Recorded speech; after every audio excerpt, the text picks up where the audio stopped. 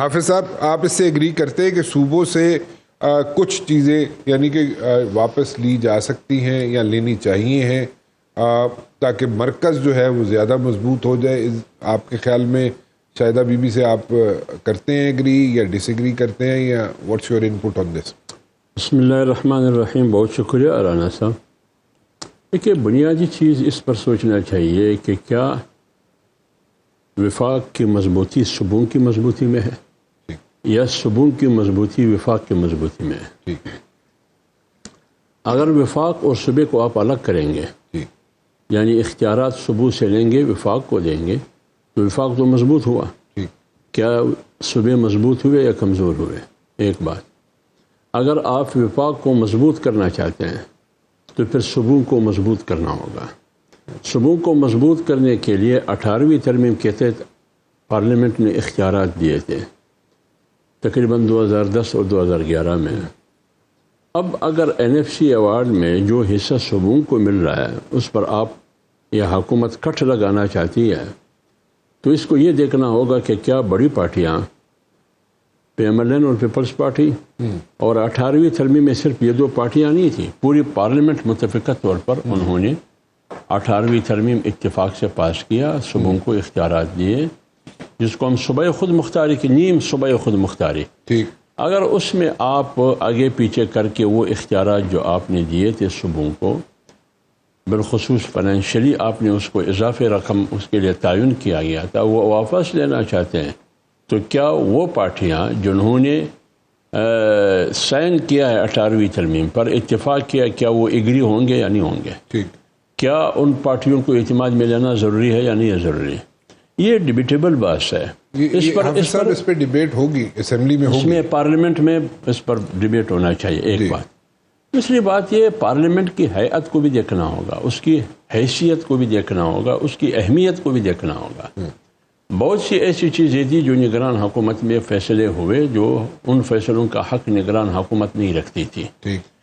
آج اگر یہ موجودہ پارلیمنٹ جس پر قوم کو اعتماد نہیں ہے، موجودہ حکومت کی قیادت پر قوم کو اعتماد نہیں ہے، اگر اس پارلیمنٹ سے آپ اس قسم کی بڑی نوعیت کی ترامیم کرنا چاہتے ہیں، اس سے ملک میں اور انتشار پیدا ہو جائے گی. لیکن حافظ صاحب آئی ایم کٹنگ یو، لیکن آپ نے 26ویں آئینی ترمیم بھی تو کی. ابھی میں اسی پہ آؤں گا، اس کا جواب بھی دوں گا، مجھے یہ دلانا چاہیے. اب اگر آپ نے نئے صوبوں کی بھی بات کی، اس پہ بعد میں جاؤں گا، پہلے اس پہ آ جائیں جو یہ فائنینشلی اس ایشو پر. تو اس میں 18ویں ترمیم میں جو کچھ آپ نے صوبوں کو دیا ہے اس میں آپ نے چھیڑ چھاڑ کرنا ہے. اب جو پارٹیاں اپنے آپ کو صوبۂ خود مختاری کے چمپین اور علمبردار سمجھتی ہے، کیا وہ ایگری ہوں گے یا نہیں ہوں گے وہ پارٹیاں؟ دوسری بات یہ، وہ پارٹیاں جو بڑی ہے وہ حکومت میں بھی ہے، تو عوام تو دیکھتی ہے. عوام کو آپ نہ ورغلا سکتے ہیں، نہ عوام کو بیوقوف بنایا جا سکتا ہے کہ کیا لے دے ہو رہی ہے. آپ کا پوائنٹ یہ حافظ صاحب کہ یہ نہیں ہونا چاہیے؟ میں یہ کہہ رہا ہوں کہ 18ویں ترمیم میں جو فیصلہ ہوا ہے اسی کو برقرار رکھا جائے. اس سے اگر آپ اس میں ٹانگاڑائی کریں گے، اس میں چھیڑ چھاڑ کیا جائے گا، اس سے اور انتشار پیدا ہو جائے گی صوبوں میں. ٹھیک ہے نا؟ کیونکہ صوبے پہلے سے کہہ رہی ہے، مطلب خیبر پختونخوا، بلوچستان اور سندھ، یہ صوبے اپنے آپ کو پہلے سے کہتے آ رہے ہیں کہ ہم محروم ہیں.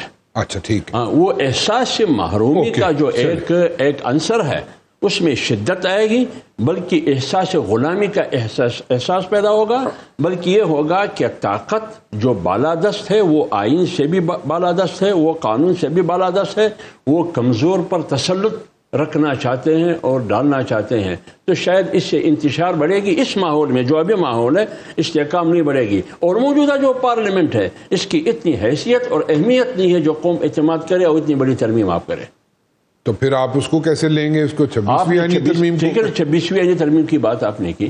دیکھیے جمعیت علماء اسلام نے اس میں ووٹ کیا ہے، لیکن اپوزیشن جماعتیں سارے ہمارے ساتھ متفق تھے، بالخصوص PTI جو بڑی جماعت ہے، اگرچہ چھوٹی جماعتیں متفق نہیں تھی. اس نے اپریشیٹ بھی کیا ہے، فلور پر بھی اپریشیٹ کیا ہے مولانا صاحب کو، اور فلور سے باہر بھی پریس کانفرنس کے ذریعے، پریس ٹاک کے ذریعے مولانا کو اپریشیٹ کیا ہے۔ اس 26ویں آئینی ترمیم کے ذریعے حکومت جو کچھ کرنا چاہتی تھی اس کا راستہ ہم نے 26ویں آئینی ترمیم کے راستے روک لیا۔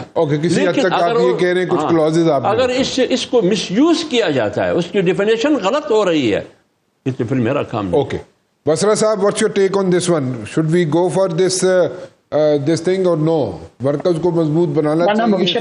جی جی مولانا مبشر صاحب، سب سے پہلے تو حافظ مولانا عبداللہ صاحب نے جتنی باتیں کی بہت اچھی کی، لیکن بدقسمتی یہ ہے کہ باتیں بہت اچھی کرتے ہیں GUI والے، لیکن ان کا عمل 100% مختلف ہوتا ہے۔ اور اس کا ہم نے 26ویں ترمیم میں اس کا عملی مظاہرہ دیکھا بھی۔ انہوں نے کہا کہ تحریک انصاف ہمارے ساتھ مکمل ان کا اتفاق تھا، اگر ہمارا اتفاق ہوتا تو ہم ووٹ ڈال، بالکل ہمارا اختلاف تھا۔ ہم سمجھتے ہیں کہ 26ویں ترمیم جو ہے اس نے عدلیہ کے نظام کو مکمل طور پر کولیپس کر دیا ہے۔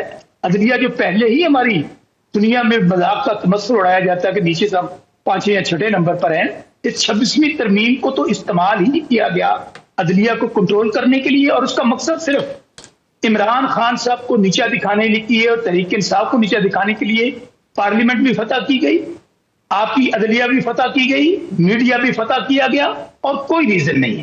اب رہی صوبوں کی بات، دیکھیں اگر آپ کہتے ہیں کہ وفاق کو، ایک طرف آپ کہتے ہیں کہ نئے صوبے بننے چاہیے، دوسری طرف آپ کہتے ہیں کہ وفاق کو مضبوط کیا جائے اور صوبوں سے شیئر لے کر واپس وفاق کو دیا جائے۔ رانا صاحب، بالکل وفاق اس وقت مضبوط ہوگا جب صوبے مضبوط ہوں گے، اور جب صوبے مضبوط ہوں گے تو وفاق مضبوط ہوگا، ادروائز آپ بالکل کولیپس کر جائیں گے۔ اور دوسری بات، اب کس کو اختیار ہے کہ یہ اتنی بڑی ترامیم، اتنی بڑی سوچ کہ صوبے بنانے ہیں؟